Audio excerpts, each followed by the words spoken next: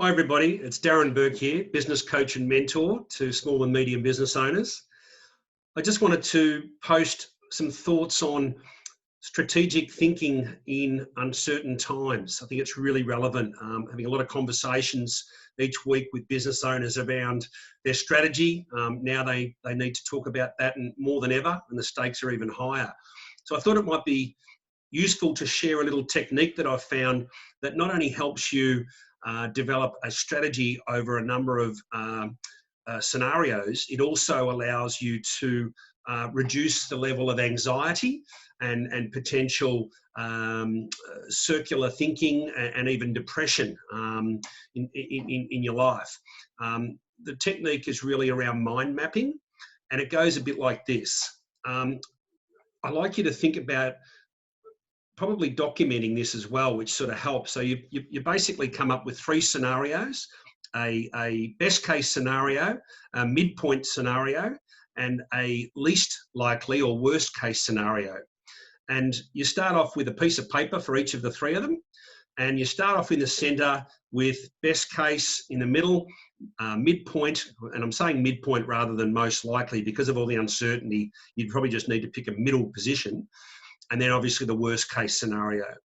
And then through mind mapping, we run lines out from the center of all the different scenarios that might play out under those circumstances in regard to your best case, your midpoint, and your worst case scenario.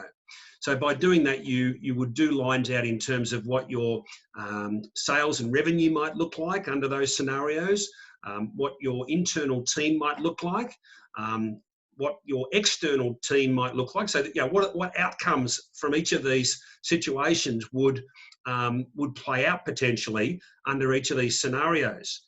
And by doing that and going through your everything from your products and your sales and your pricing to your internal resources, your external resources, your suppliers, your shareholders and stakeholders, all of those things, it helps to basically give some perspective to the situation that you're facing.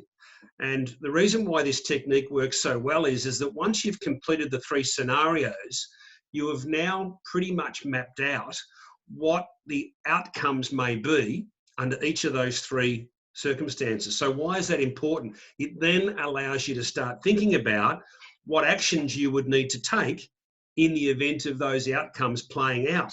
So it gives you a real dry run of the actions that would follow those outcomes playing out. So that's on a practical action-orientated analysis of it.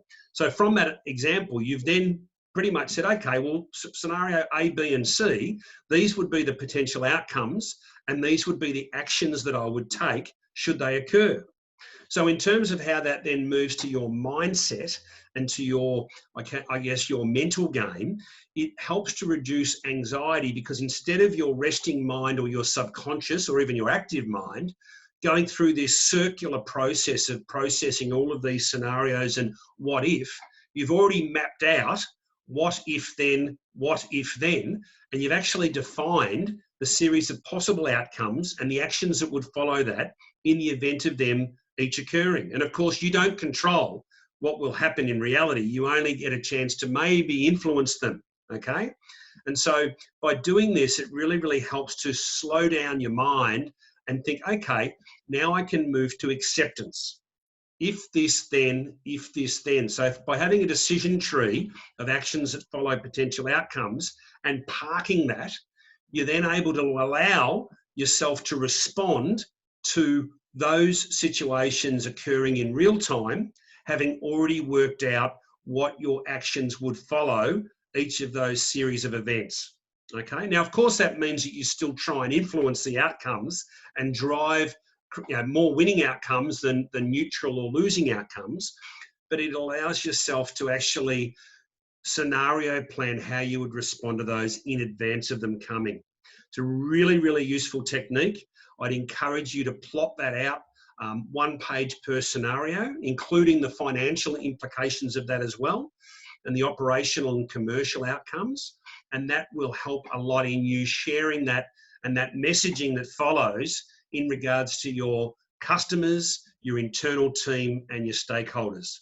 I hope that's been useful in something practical that you can apply to dealing with uncertainty in these difficult times. And I wish you all the best in navigating your path forward. I'm Darren Bourke, and thank you.